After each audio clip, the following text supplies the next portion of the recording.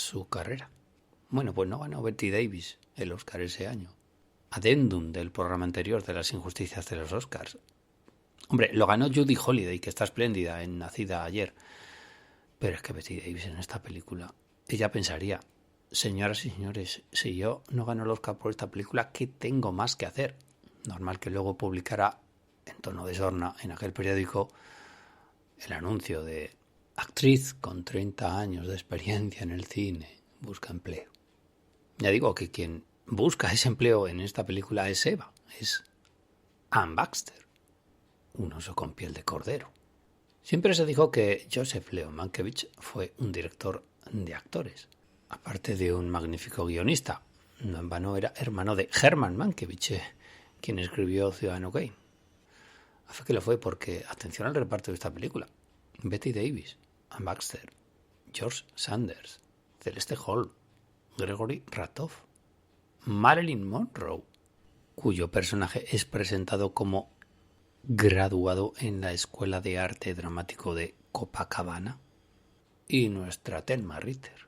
Hombre, fastidia que estuvieron nominados muchos de sus actores y solo lo ganó George Sanders, porque es que estuvieron nominadas a Mejor Actriz Anne Baxter y Bette Davis, pero es que a Actriz Secundaria también Celeste Holm y Thelma Ritter. Dirigir a todos esos actores y dirigirlos así de bien no era nada fácil. Hasta tal punto de que él mismo se encargó de escribir el guión. ¿Y qué guión salió de ahí? Pues, como no podía ser de otra manera, un guión mordaz, cuando menos. Un guión que no dejaba títere con cabeza. Un guión que dejaba a la cabeza del reparto a Bette Davis, nada menos. Una película demoledora, como lo fueron muchas de las películas de Joseph Leo Mankiewicz. O no lo eran de repente El último verano.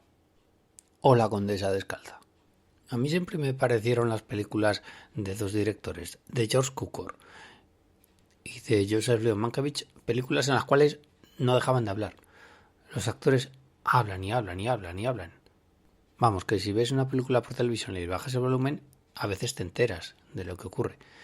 Si en una película de Cukor o de Mankiewicz bajas el volumen de la televisión, no te enteras de nada. Tan basadas en el guión y en los diálogos estaban esas películas. Puede ser un defecto o puede ser una virtud.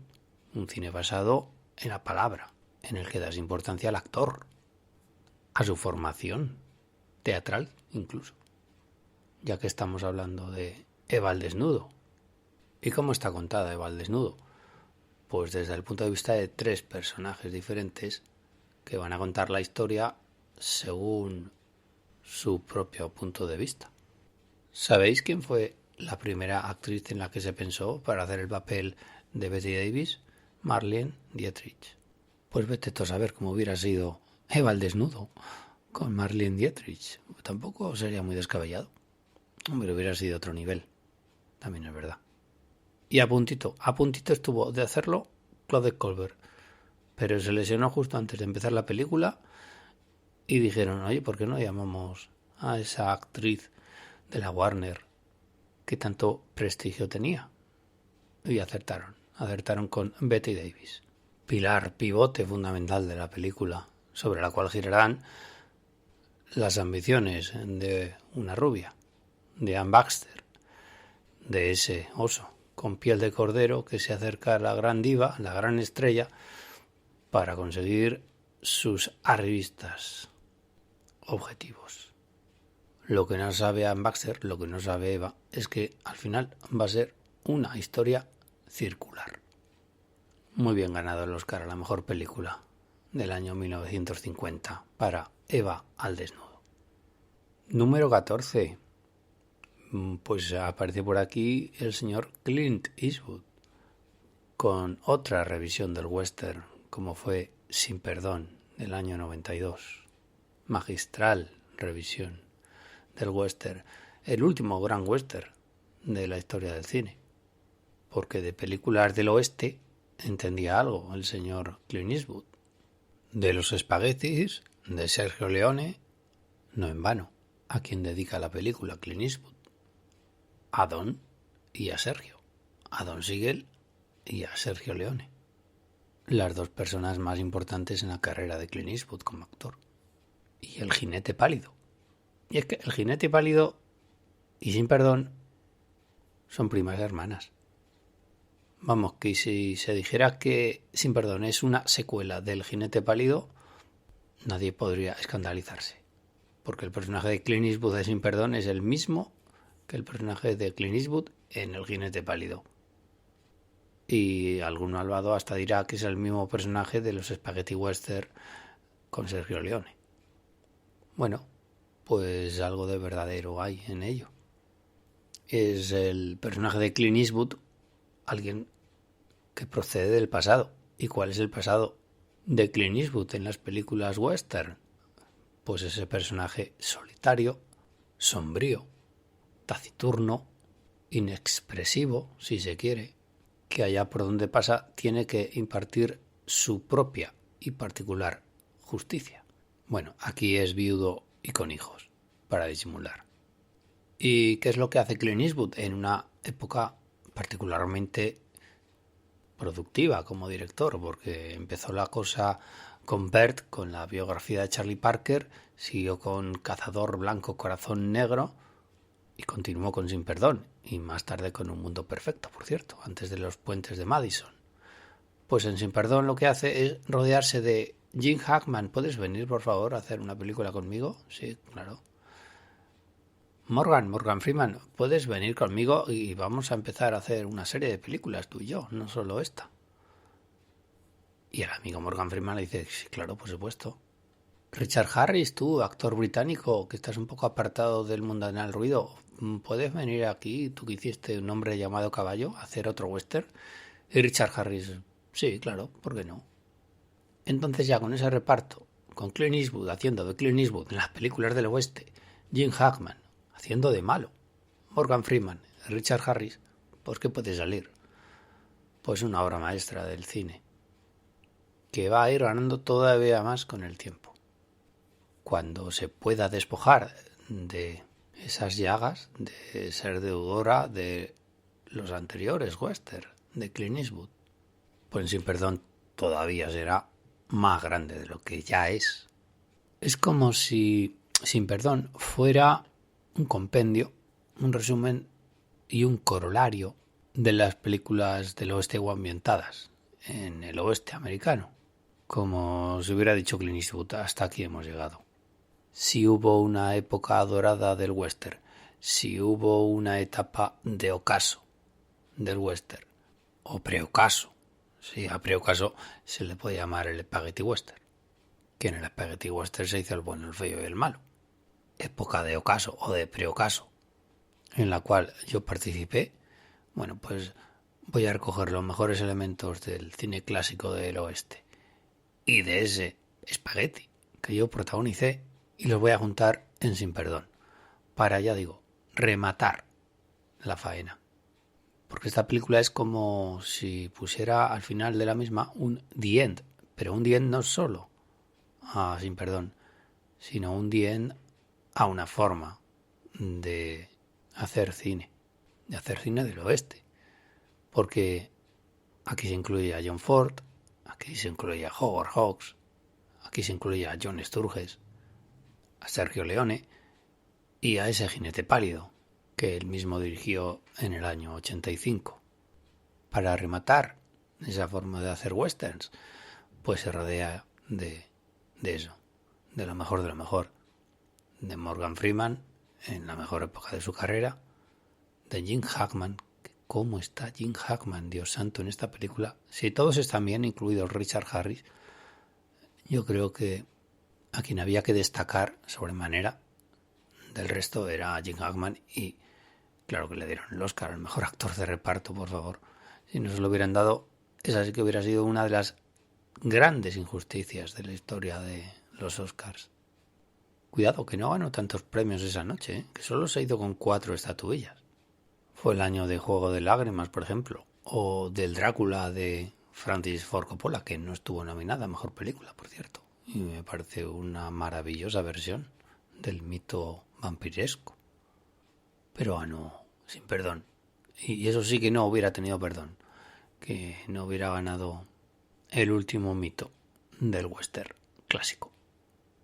Y vamos a acabar el programa de hoy, que ya digo, la lista de 25 ganadoras a mejor película se va a dividir en dos.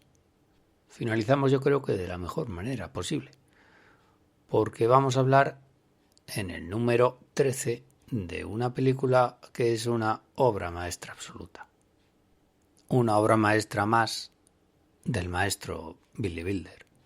Una película de la que no se habla en demasía, que incluso se tiene olvidada a la hora de enumerar sus obras capitales, porque esa película se llama Días sin huella, The Lost Weekend, la ganadora a la mejor película del año 1945.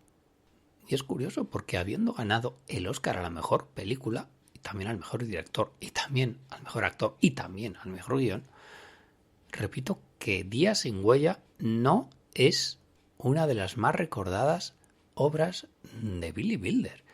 Y yo creo que es digno de estudio. Porque antes de Días sin huella se nombran a las que todos tenemos en mente. Y hay unanimidad en considerar a Billy Wilder uno de los más grandes directores de la historia del cine. ¿Pero qué pasa con Días sin huella? Quizá porque sea un drama. Ni siquiera es un thriller, como podría ser Perdición. Es un drama. Es un drama sobre el alcoholismo, sobre el problema que tiene Ray Milland de la adicción al alcohol. Y si esta película es tan olvidada e incluso tan menospreciada o simplemente infravalorada, se habla de que Billy Wilder tiene otras películas perfectas, porque se sabe que Billy Wilder firmaba sus guiones. No solo los firmaba, los comenzaba, los desarrollaba, los acababa, los volvía a repasar, hasta que llegaba a un punto en que, como Dios, ve que todo lo que ha hecho era bueno. Y vaya que será bueno. Primero firmaba sus guiones con el señor Charles Brackett, porque ha quedado para la historia que Billy Wilder firmaba guiones con I.A.L. Diamond. No, un momento. Antes de I.A.L. Diamond, genial guionista o co-guionista con el maestro polaco, antes firmaba sus guiones con Charles Brackett, un fenomenal guionista. Porque Bola de Fuego de Howard Hawks estaba coescrita por Billy Wilder y Charles Brackett. Ninotchka de Lubitsch, igual. La octava mujer de Barba Azul, también de Lubitsch, 3/4 de lo mismo. Hasta que dijo un día Billy Wilder, y esto lo contaba, antes de que otros directores destrocen mis guiones, y no creo que lo dijera por el maestro Lubitsch ni por el maestro Howard Hawks, sino por otros muchos guiones que escribió. Antes de eso, voy a dirigir mis propios escritos. Bueno, pues uno de esos guiones fue Días sin huella, escrito a partes iguales con Charles Brackett. Y Días sin huella es otra de esas obras redondas del maestro, con un Ray Milland espléndido, con una fotografía, por cierto, premiada por la Academia, sensacional. Y ya digo que dramas, muy poquitos dirigió Billy Wilder, porque Billy Wilder ha pasado a la historia como el director socarrón y con mala baba de sus comedias, con ese toque sentimental y de amargura que siempre han rodeado a sus historias. Si es cierto que más cínico al comienzo de su cine, más sombrío también, como en esta Días sin huella, bonito título en español de un grandioso título en inglés, The Lost Weekend. Y uno adivina, no sé si por parte de Billy Wilder o por parte de Charles Brackett o por parte de los dos, que sea en parte autobiográfico, porque Ray Milland en la película es un escritor sin éxito. Otra vuelta de tuerca a esos personajes creadores con los que guionistas o directores suelen identificarse, o ya digo, directamente son simples traslaciones de sus propias vivencias como artistas. Película, por cierto, que cuenta con una magnífica.